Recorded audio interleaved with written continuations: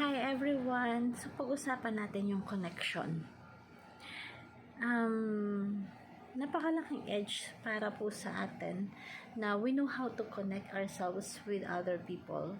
When you do that, you expand your knowledge, the opportunity to be with other people who have edge to become successful, na naging successful sa buhay.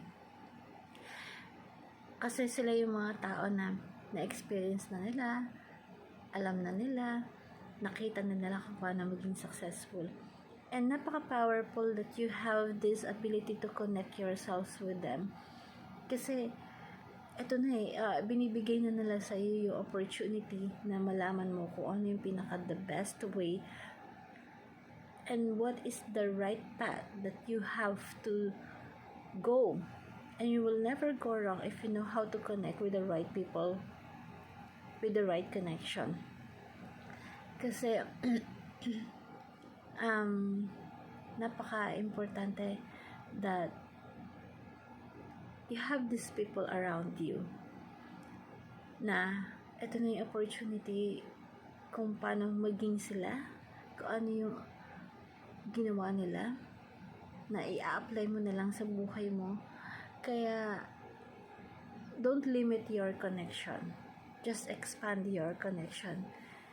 Of course, you have to know how to connect with the right people and when to connect with the right people and where to connect with the right one. Kasi ito yung magbibigay sa atin ng learnings. At the end, have an edge of how you use that learnings for you to become on top. And napaka-importante na nalalaman natin yung mga bagay-bagay mula sa kanila. Kasi sila na yung magtutulong sa atin Kumbaga parang shortcut na andyan sila. Yung connection mo with these people. Kasi ituturo na nila sa'yo kung ano yung dapat gawin. Ang gagawin mo, susunod ka na lang. Be prompt na gawin kung ano yung mga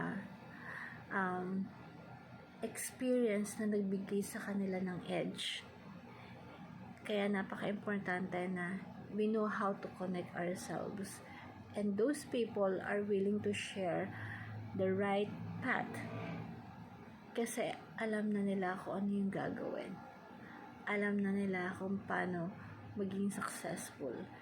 And once you know how to connect with them, napakalaking opportunity na ibinibigay sa bawat isa na kailangan mong i-grab. Kailangan mong bigyan ng time at kailangan mong bigyan ng pagkakataon yung sarili mo na this is it. Kasi shortcut na yan Kumbaga, nilalatag na nila sa'yo yung mga dapat mong gawin. So, make a connection. Know the right people who is to connect with. Kasi, kapag you maximize the opportunity to connect with these people, mas magkakaroon ka ng opportunity to become successful sa life mo. To become like them. Lalo na yung mga talagang alam natin na successful na sobra. And dapat nating ipagpasalamat yung connection kasi si God ibibigay niya sa iyo yung right people kapag tamang tao ka. Thank you and God bless everyone.